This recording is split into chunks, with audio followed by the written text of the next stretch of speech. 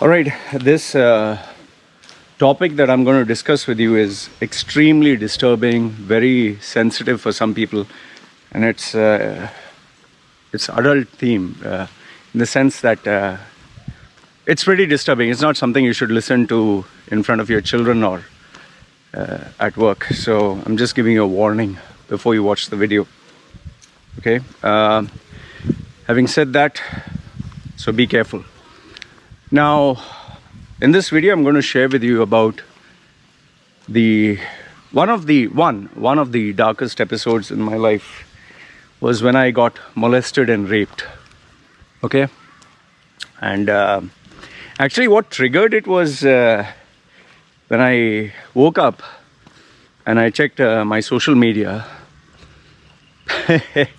I saw this guy's photograph with a couple of children, him holding a couple of children and standing. He is old, as an old man. And don't worry, he is already dead. Okay, so some members of his family put that, we miss you and this and that. So when I saw him, it just triggered a tsunami of memories of what he had done to me. And no sooner did I get that, I shared this photograph in my groups and I said, guys, tell me, what do you think of this photograph? What do you feel is wrong in this photo? What is disturbing? So everyone was looking and, he was with different children, different age groups. And yeah, they were like, oh, he has so many children. Oh, they are not wearing masks.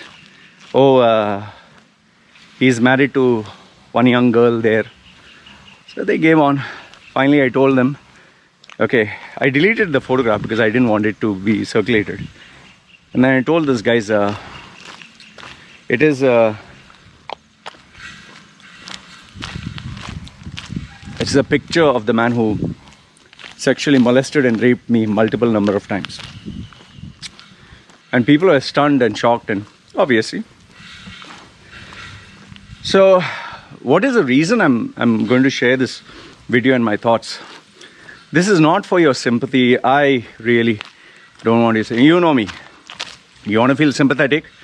Put your hand, take out in your wallet, take out your credit card or debit card, wire some money.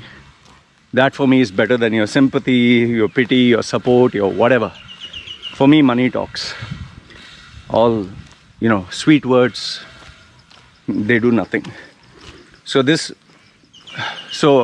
I'm not saying that, oh, because I shared this story, send me money. No. What I'm trying to tell you is, your sympathy doesn't feed me or help me. And yes, I do understand that there are some well-wishers or good-hearted people who say, oh, Loy, I'm really sorry for you. I understand. I understand where you're coming from, and I understand why you're saying it. Because you genuinely feel the pain. But like I always say, words, they don't help, man. Words and all that. And I'm not expecting you to do any action. I'm just telling you, don't mistake. But now I'll get into why am I sharing this with you. The main reason why I'm sharing this, or I'm going to share this with you, is because today's generation that there is, today's youngsters and today's people are so bloody sensitive, so fucking woke. So fucking, oh, he hurt my feelings. Oh, I felt offended. Oh, he called me black. Oh, climate change. Oh, unfair treatment at work. Oh, this tweet offends me. Oh, this post offends me.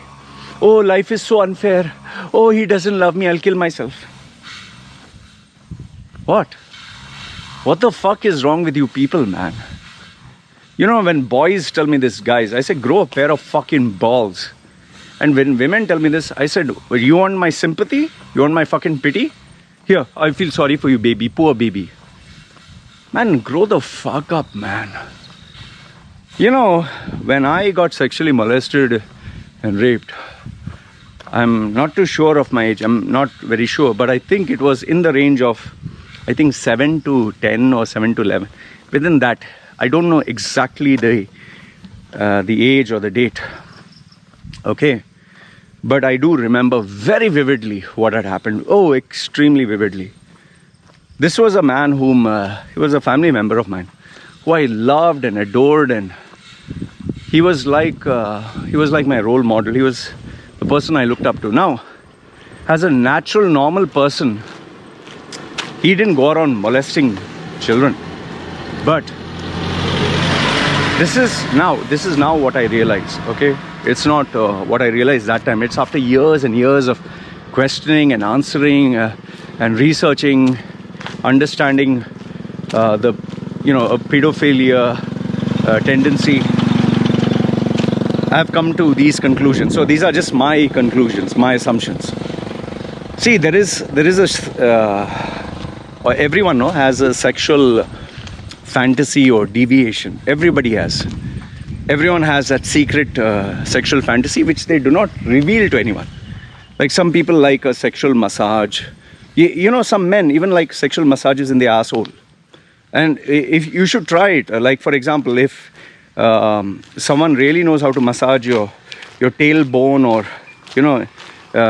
there are some men who like inside their anus, inside.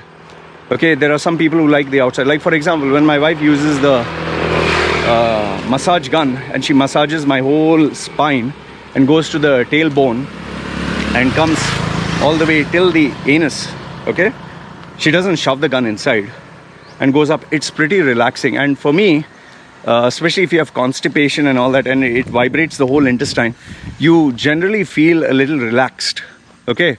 But obviously be careful. If you have gas or whatever, then you'll fart.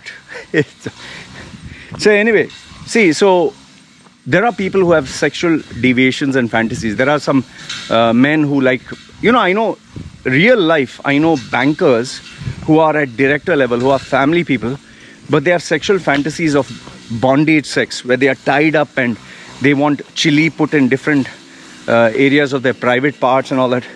I literally know these very rich and successful people. I know girls, married women, whose fantasy is to be tied up and to be forcefully like raped, to enact that act of rape. I know there are, in fact, just go to any porn site, just type teen, T-E-E-N. Why do you think there are so many sexual videos where obviously a girl who is, or a young woman who's 19 or whatever, or pretending to be 19, dresses up like a school girl or a teenage girl? Because these are fantasies. These are fantasies that everyone has. In fact, even me, I have a fantasy of young girls. Young girls means not underage. I'm talking of thin 20-year-olds or, skinny. But that is only a fantasy in my head. In real life, I really wouldn't want to date a 20-year because they just put off. But as a sexual fantasy, yes. And there are so many of us who have these fantasies. Oh, young girl, 20, 22, 25. There are, but people don't discuss this openly. The reason being is they are afraid of being portrayed as a sexual monster. Now, at least in my case, I can comfortably talk about it because I've overcome this. Today, I'm not I'm not a slave for this. I'm not weak about this. That is why even though I stay on a remote island where nobody knows me, there are plenty of massage parlors, plenty of places where I can go and get, sex workers. I'm not. Whether you believe it or not, I don't have to lie to you. If I've told you all this, I might as well tell you. Like I've told you that when I had sex with when I had gone to a place where they offer sexual services, I had sex. I told you openly. And even, in fact, one of the so-called girls I dated on Tinder turned out to be a ladyboy. I've told you this openly. There's nothing for me to hide. Why? Because I'm telling you the truth. I have nothing to hide. And the reason why I share the truth is because I've overcome all this. The problem is, the first major issue is, people can't share this. They can't share any of it. And even if they want to share, they don't know who to share it with. And then when you have this bottled up, what happens is it grows. It just grows. And then when you factor in smoking, alcohol, especially that inhibits your inhibitions, that limits your inhibitions, and you feel brave to do anything. That is why when people, after they drink alcohol, they do most of the things they would never do if they never drunk alcohol. Because it just lowers your guard. You feel, oh, I can do anything. In fact, this guy, he molested me only after he drank one peg. He drank one peg in the afternoon. And then I used to notice that he became more and more bold after it. There are so many men and women who purposely sometimes drink so that they can be encouraged to do what they want to do. And then they can claim, oh, it was not me, it was the alcohol. Oh, your flower.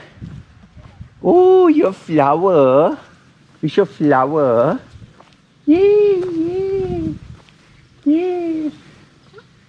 So, they lower the inhibitions. In fact, sometimes when I dated some girls, they purposely acted like they were drunk so that I would do what I wanted.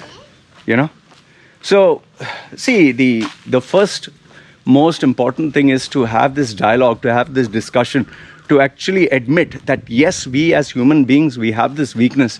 Simply trying to act, oh, I don't have this weakness, oh, I'm perfect. That is why when Bill Clinton's this Monica Lewinsky scandal came out, everyone was like, oh, this is a shame. I was like, so what? Why are we making a big deal about it? You think all the congressmen and women are saints? You think nobody watches fucking porn? Nobody has a fantasy to have a young intern? Nobody wants to try sexual adventurous stuff? Come on, man. When we act like, oh, this is so bad and all that, we ourselves are the biggest hypocrites. That's why I openly tell people, I watch porn. 100% I watch porn. But it's not like I watch every single day. I watch once a week. Sometimes when I cannot sleep, I'm like, oh, fuck, how the hell can I sleep? So I'll just watch, wank it off, go wash, go sleep. Because it helps relaxing, man. So the first thing which I'm telling you is everybody has a sexual deviation, has a sexual fantasy. Okay, the second problem is most of us keep it hidden. Most of us keep it hidden. We don't discuss about it. And especially in so-called modern or open societies. That is why in India, men are so, it's a population of 1 billion. Men are so frustrated that if they talk to any girl, it's immediately, I love you. Why do Indian men? Because they don't know how to have a conversation with a girl. They have been born and raised keeping themselves hidden. Why do you think in Muslim countries like Saudi, where they are super strict, so super strict, brothers tend to have sexual relationships between themselves, between sisters, brothers and sisters. And how do I know this? Because there are so many people who open up to me. I'm not a psychologist, I'm not a psychiatrist, but they open up to me because I'm the only guy who shares this openly. The thing is, this is a reality. I have these groups, WhatsApp groups with so many youngsters. Do you know the amount of them who privately ask me questions? Everything from something as silly as, oh, I like to masturbate, or how to masturbate, or bro, I saw this girl's bra, I feel turned on. Something as silly as that to, just full-fledged, oh, my uncle loves me and he told me this is a secret between us. The problem is I don't want to get into this because it takes time, effort. Either I can do my business or I can focus on this, which I don't want to. But the point I'm trying to make you understand, this is a horrific reality that is there. That is why so many people in the West come to these countries like Asian countries like Thailand, Philippines, Cambodia, Vietnam. Why do you think they come to these poor countries? Because they know they can afford easily they can afford sex, and they can do it behind closed doors. Nobody's there to monitor. If they do it in their home country, they're going to get fucked. Their reputation is going to get destroyed. So they take secret holidays, don't put anything on social media. Like they say, what happens in Thailand stays in Thailand. They go to go-go bars, they go to prostitute dens. And there are so many who actually come down to hunt for underage children. Some of them even come to hunt very old, like 60-year-old, 70-year-old, 80-year-old. So the first thing is we need to be honest about it, but the question is, who can you be honest with? So that is where I tell you, at least be honest with yourself if you can't discuss with anyone. The second one, the first step is to be aware. The second step is figure out ways how you can fucking channelize this. That is why do you think I tell people it's better to masturbate? It's 1,000,000 times better to masturbate than to hold it inside and then lose control at the last moment.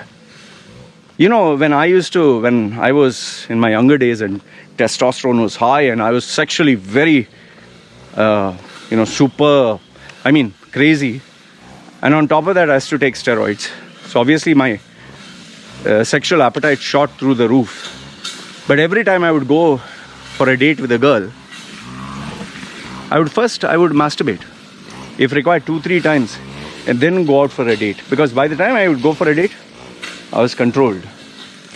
Others, you go crazy, man. So, see, the first step, awareness. Second one is figure out a way to channelize it.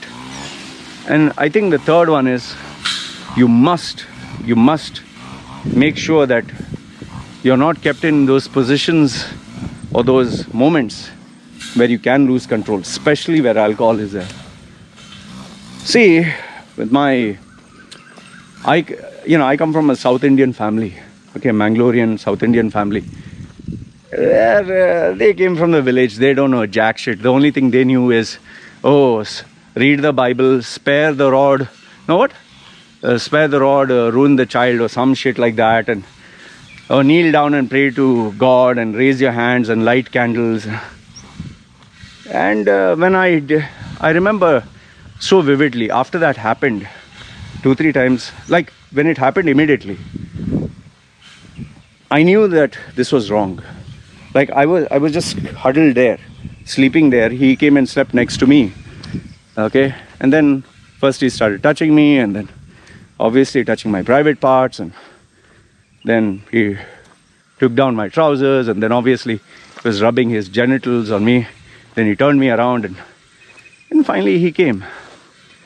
And it was disgusting. Yes, it was.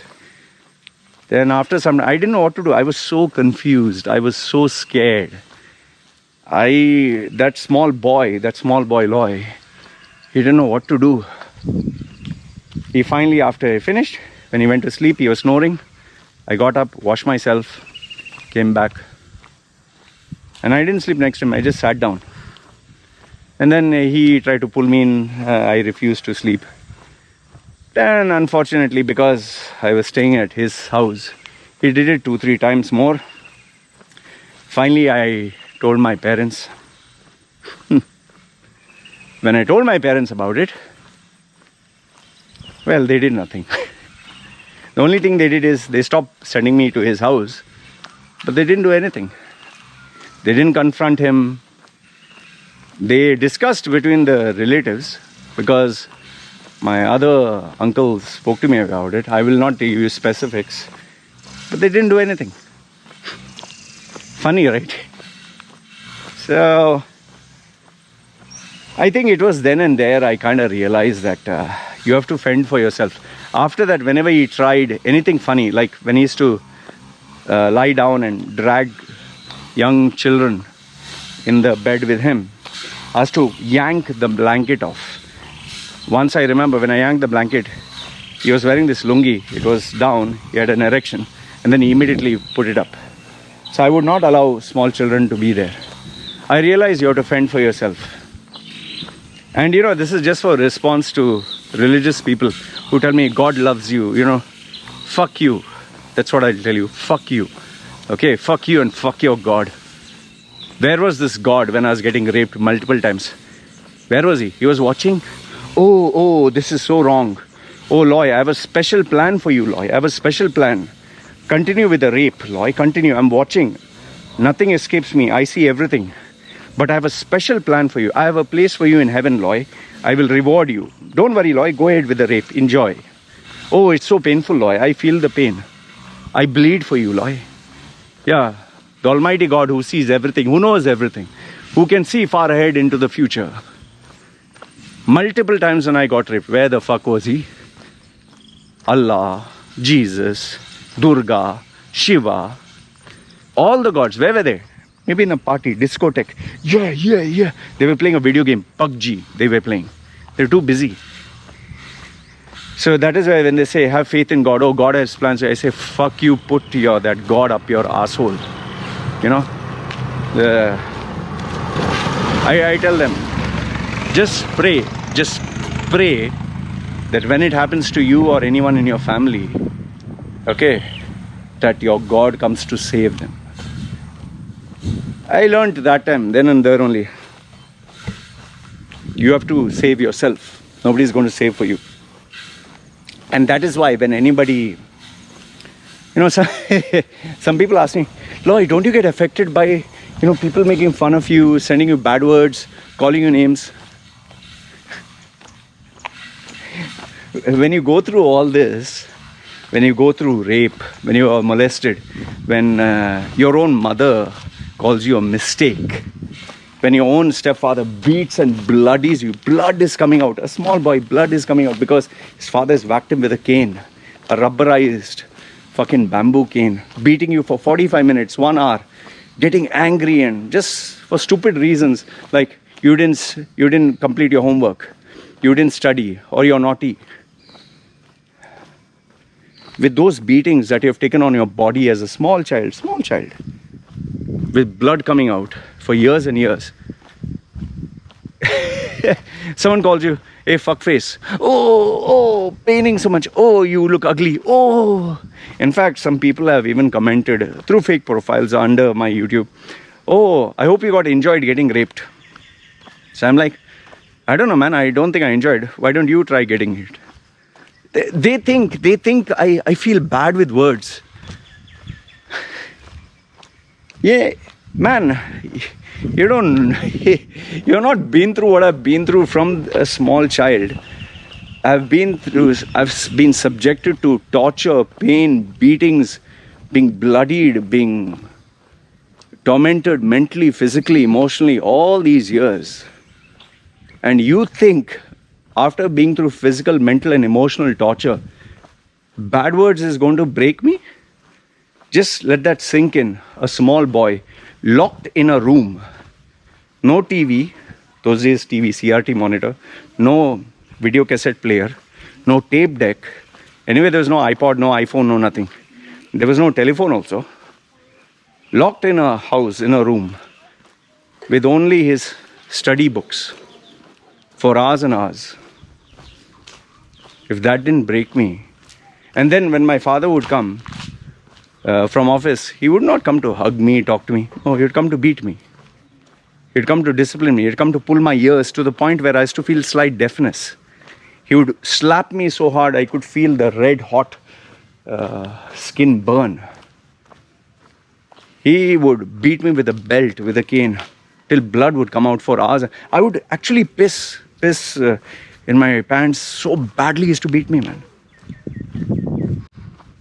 You need to try. Take a bamboo rubber cane, whack yourself, ask someone to whack you until blood comes out. You'll know what I mean. Every time that stick hits your skin, it will swell and there will be a red puncture wound if you hit with full force. That's how he used to beat me. He used to beat a small child. So if that for years and years didn't break me, all the mental torture, all the physical torture, and emotional torture, like you're a mistake, or why are you born, you should die. And then when you go to school, you get bullied by all the boys and girls. Boys, there were no girls. The teachers some of them used to be really bad with me and strict because my parents, like idiots, used to tell them, be strict with him. So they were like, okay, we can remove the anger on him. Then when I'd go to church, I was a laughing stock because I was not cool. So everywhere I went through this over the years.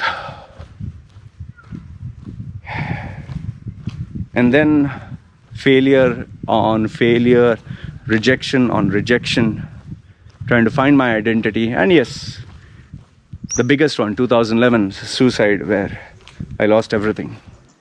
So for a guy who has been through 36 years of his life through this kind of torture, physical, mental, emotional. You seriously think some internet guy with some bad words and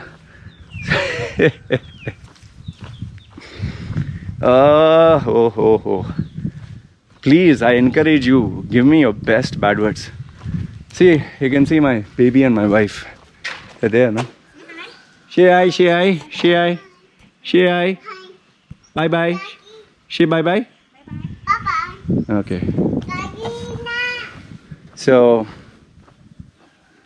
you know, today, being a father, at a father role, when I see my baby, I got a baby girl. I see my baby girl naked sometimes. You know, you have to put diaper.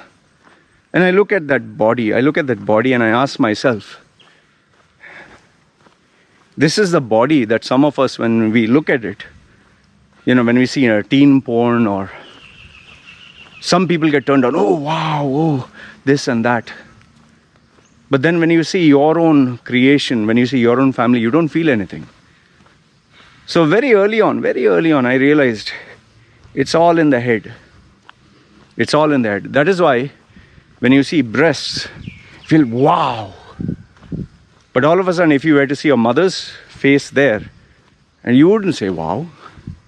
You know, go to so many of these Facebook groups that have bar girls. Just Google search on Facebook, bar girls. And you will see so many girls, young girls being portrayed. She welcomes you. Those girls are not welcoming you to have a cold drink. They're not waitresses. They offer sexual services. Some of the girls show their, like, you know, super tight. They wear a thong. They show their ass. Some open their legs, put a beer bottle right in the middle, and they say, do you want to try? And you should see the responses that these men give. Oh, yummy, delicious, I want to eat it. And it's it's two ways, you know. The men want it, the women offer it for perks and benefits. It's two ways. So there's no saint here. I don't say men are bad or women are bad.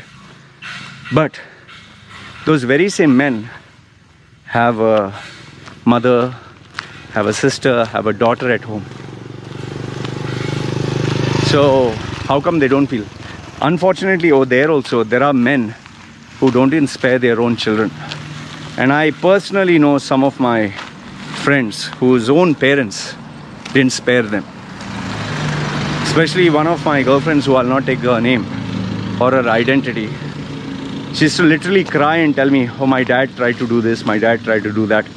I would tell her, take a fucking knife and stab him. And the worst part is, she even told her mother about it. The mother didn't believe. Mother said, shut up, stop talking nonsense. This is very common, especially in extreme religious families, where, you know, that is why I hate religion. That is why I hate religious people. The more religious they are, the more you need to keep away from them, because it's not normal, it's not natural to be, oh God, 24/7. That's why priests, why do you think priests target children? It's impossible to suppress your natural urges, man. So the main thing which I'm trying to tell you is, one is, if you are having any of these weaknesses, you need to fight it out. Or if you cannot, it's impossible to control. So at least channelize it. But on the other hand, if you are a victim and you have been through this, you have gone through this, sitting, crying, boo-hoo-hoo, stop it. Just fucking stop it. Yes, it is hurtful. Yes, it's a massive scar that will remain in your life, in your memory, in your heart, in your soul, in your spirit. Yes, it has been there. But use it to make you stronger, no? What is this? Boo-hoo-hoo. Come, give me a shoulder to cry on. Boo-hoo-hoo. What? Nobody gives a fuck. In fact, the sad thing is, or the most scary thing is, there are some people who try to identify people who are broken to take advantage of them. They end up dating them, or having a relationship with them, or even sometimes worse, even getting married to them so that they can forever, dominate her. This is another shocking part. So that is why me as a father, my daughter, I'm going to teach her. I will teach her if a guy pushes you, what to do. If a guy forces you, what to do. If a guy smooches you forcefully, what to do. If a guy rapes you, what to do. And in case you want to know what to do, let's say someone forcefully smooched you and he's smooching you and he's putting his lip on. Why do you think you have a jaw? Why do you think you have a jaw? For what? Bite that fucking lip so hard. Bite that tongue so hard. It should dangle. Like it should be almost half chopped off. You think he will ever want to kiss you again? Okay. Someone tries to rape you. Why do you think you have fingers? What is this? What's an eyeball for? Huh? Why? If you have nails, what is preventing you from scratching? Then you have evidence, no? Okay. A person tries to force his penis or something into your mouth. The ball is a very sensitive area. Just bite it, yeah.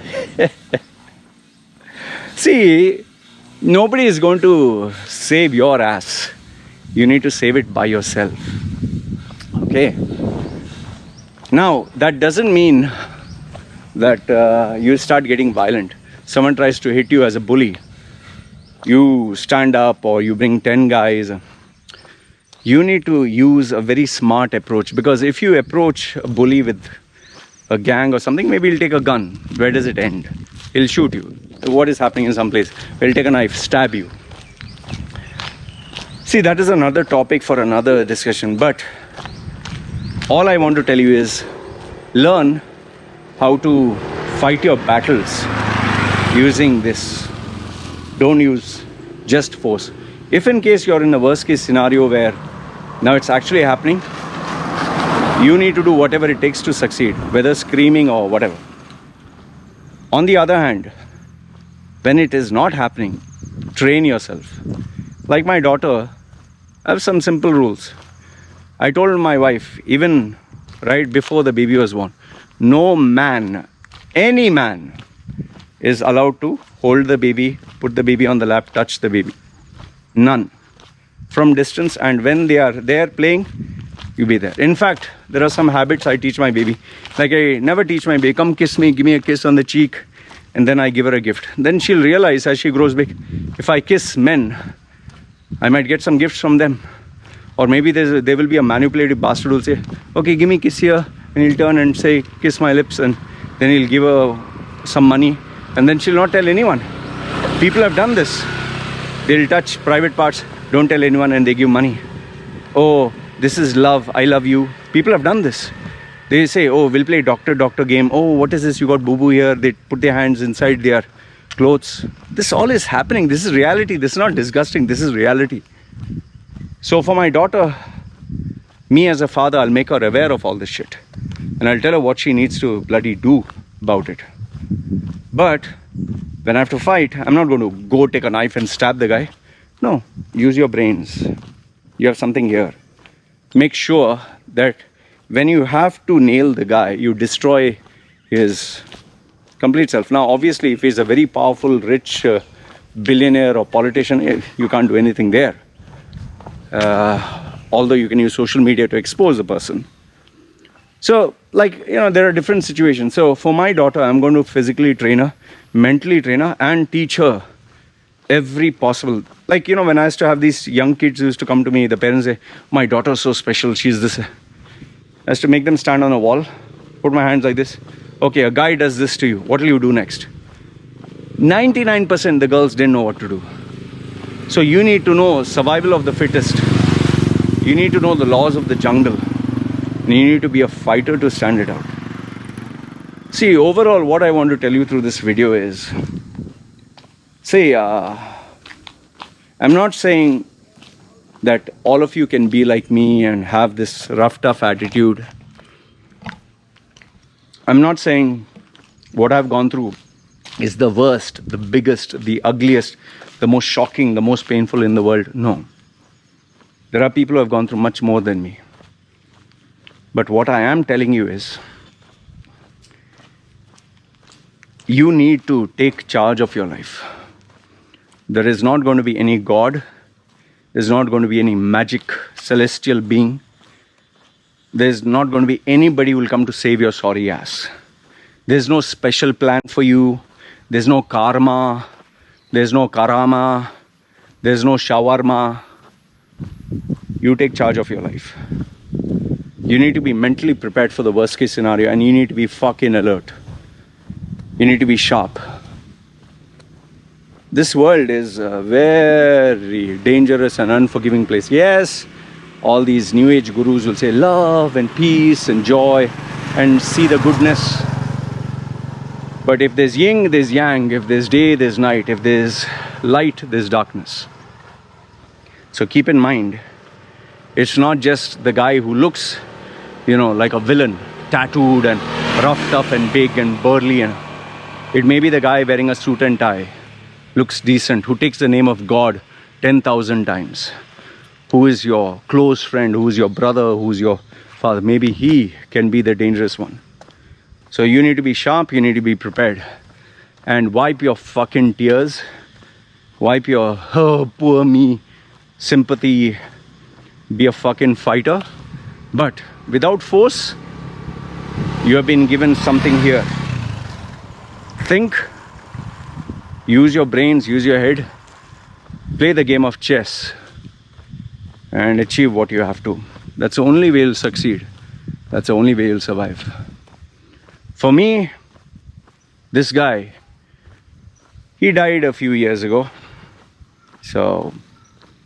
But even if he was alive, personally speaking, I wouldn't confront him. Reason being, right now, if you're still alive, he would be in his 60s and his family would be destroyed completely.